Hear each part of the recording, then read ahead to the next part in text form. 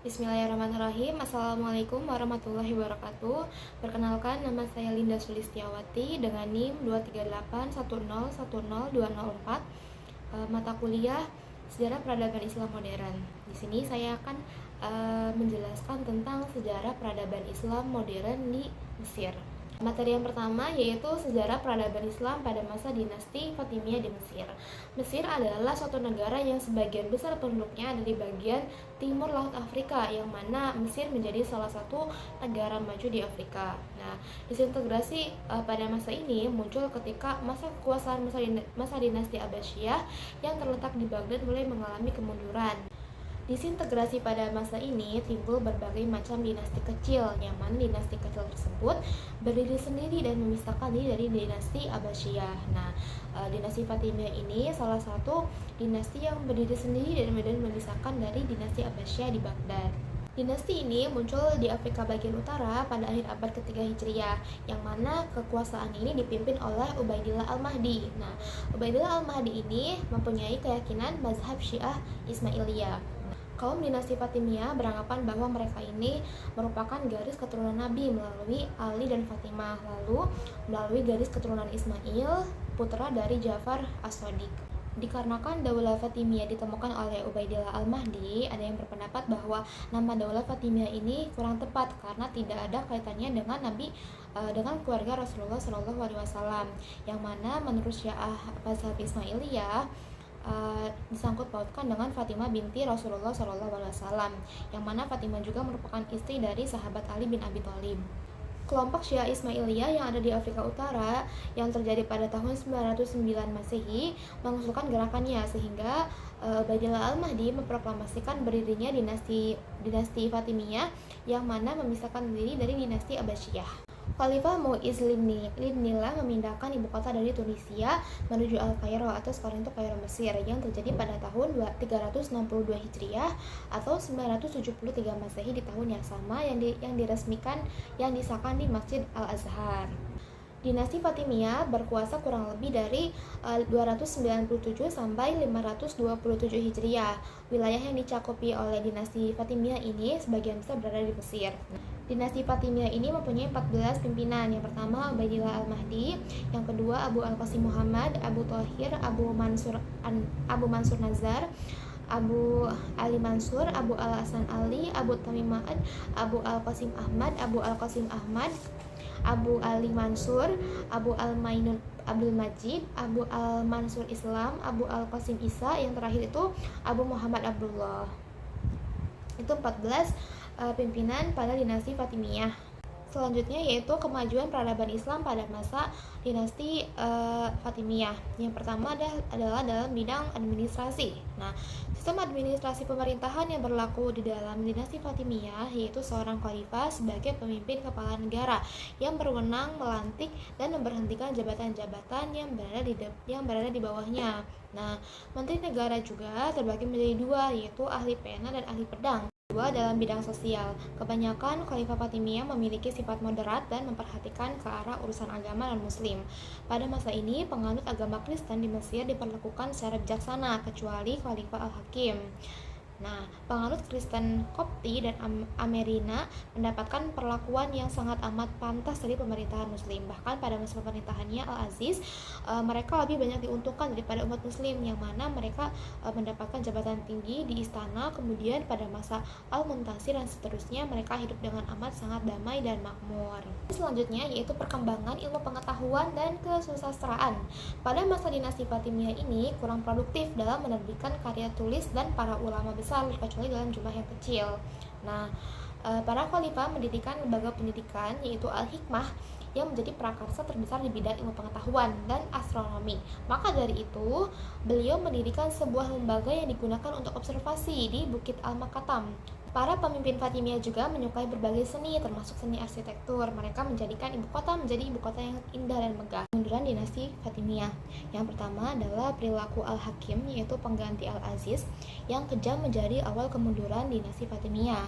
Al-Hakim membunuh beberapa wazir, menghancurkan beberapa gereja, menghancurkan kuburan suci umat Kristen, yaitu pada tahun 1009 Masehi. Kedua adalah konflik internal antar para elitnya yang cukup dahsyat dan berkepanjangan. Konflik internal dalam pemerintahan Fatimiyah muncul dikarenakan hampir semua khalifahnya setelah wafatnya Al-Aziz naik tahta ketika masih dalam usia muda. Contohnya, Al-Hakim naik tahta pada usia 11 tahun, Az-Zahir berusia 16 tahun, Al-Mustansir naik tahta pada umur 11 tahun, Al-Amir 5 tahun, Al-Faiz 4 tahun. Akhirnya jabatan wazir yang mulai dibentuk pada masa Khalifah Al-Aziz bertindak sebagai pelaksana pemerintahan. Kedudukan Al-Wazir menjadikan begitu penting, berpengaruh dan menjadi ajang perebut serta ladang konflik. Ketiga yaitu keberadaan tiga bangsa besar yang sama-sama mempunyai pengaruh dan menjadi pendukung utama kekuasaan Fatimiyah, yaitu bangsa Arab, bangsa Barbar dari Afrika Utara, dan bangsa Turki.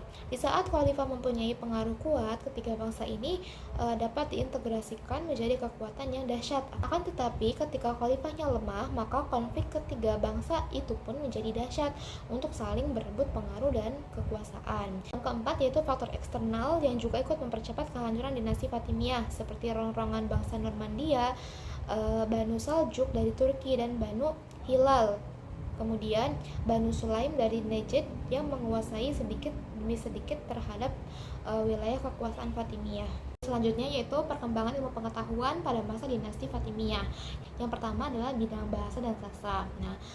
Salah satu ulama yang terkenal yang menulis beberapa buku sastra, diantaranya yang pertama adalah Abu Thahir An-Nahwi, Abu Yakub Yusuf bin Yakub, dan Abu Hasan Ali bin Ibrahim. Kedua adalah dalam bidang kedokteran. Dinasti Fatimiyah ini sangat memperhatikan kedokteran dengan memberikan upah yang tinggi dan status yang terhormat. Jadi dinasti Fatimiyah ini menempatkan profesi dokter ini sebagai tempat yang tinggi. Salah satu tokoh kedokteran yang terkenal adalah Abu Abdullah Muhammad bin Ahmad bin Said An-Namimi. Ketiga yaitu syair. Syair membahas bidang ilmu yang sangat berkembang pada masa dinasti Fatimiyah. Para penyair memuji khalifah sambil menghina syair ahli sunnah. Para penyair seperti Ibnu Hani menerima imbalan yang sangat besar dari khalifah pada saat itu. Keempat yaitu dalam bidang filsafat. Pada dinasti Fatimiyah ini, filsafat adalah bidang pengetahuan yang berkembang. Ikhwan al-Sofa adalah tokoh filsafat yang terkenal pada masa itu. Tokoh-tokoh pembaharu bidang pendidikan di Mesir. Yang pertama adalah Napoleon Bonaparte, yaitu pada tahun 1769 sampai 1821 Masehi. Kedatangan Napoleon Bonaparte ke Mesir yaitu untuk melakukan ekspedisi pada tahun 1798 sampai 1801 Masehi, memulai pembaharuan di Mesir. Ekspedisi ini mendorong orang Islam, terutama ahli pemikir, dalam membenarkan situasi negara yang begitu mengalami kemunduran. Napoleon ke Mesir itu bukan untuk menjajah, tetapi juga untuk membangun Islam bersama ide-idenya. Pada 22 Juli 1798, Bonaparte mengambil alih Mesir sepenuhnya. Di Mesir, Napoleon mengembangkan ilmu pengetahuan dan teknologi dengan membawa 160 orang ilmuwan dari berbagai bidang termasuk matematika, fisika, kesusastraan, ekonomi, dan kimia. Kedua yaitu Muhammad Ali Pasha pada tahun 1769 sampai 1849 Masehi, yaitu seorang yang tidak bisa melihat atau tuna aksara, sukses menaklukkan perubahan di negeri 1000 menara dan selaku seorang tokoh besar di dunia. Meskipun dia buta huruf, Muhammad Ali ini sangat memperhatikan pentingnya pendidikan dan berusaha meningkatkan kualitas pendidikan dengan mendirikan Kementerian Pendidikan dan membangun sekolah modern yang sebelumnya kosong di dunia Islam. Para penuntut ilmu dari Mesir dikirim ke Eropa dari 1813 hingga 1849 dengan 311 orang dikirim ke Italia, Prancis, Inggris, dan Austria. Target pengiriman siswa tersebut adalah untuk menyiapkan energi guru untuk lembaga pendidikan kontemporer yang dibangun Muhammad Ali. Muhammad Ali ini menciptakan program pendidikan intensif untuk menarik siswa ke institusi pendidikan kontemporer yang didirikannya. Yang ketiga yaitu Rif'ah Badawi Rafi At-Tahtawi. Berpendapat bahwa kemajuan hanya dapat dicapai melalui pendidikan yang dilakukan secara intensif. Dalam hal pendidikan, dia berpendapat bahwa pendidikan menengah harus berkualitas tinggi dan pendidikan dasar harus seragam untuk semua populasi, baik laki-laki maupun perempuan. Nah, wanita yang terpelajar adalah teman hidup yang baik dan dapat membantu suaminya dalam kehidupan intelektual dan sosial, bukan sekedar istri yang dapat memenuhi kebutuhan fisik keluarganya. Selain itu, pendidikan perempuan dimaksudkan untuk memberi mereka kemampuan yang sebanding dengan laki-laki untuk bekerja. At-Tahtawi menentang gagasan bahwa mendidik dan menyekolahkan anak perempuan adalah dilarang. Beliau memberi teladan Aisyah dan Hafsah, istri Nabi Muhammad SAW, yang cerdik membaca dan menulis. Artinya perempuan ini tidak dilarang untuk belajar agama, bahkan mewajibkannya. Cara berpikir ini menunjukkan bahwa At-Tahtawi adalah orang pertama yang memulai pembebasan perempuan di Mesir sebelum Qasim Amin, yaitu pada tahun 1863 sampai 1908 Masehi. Sekian penjelasan dari saya, kurang lebihnya mohon maaf. Wassalamualaikum warahmatullahi wabarakatuh.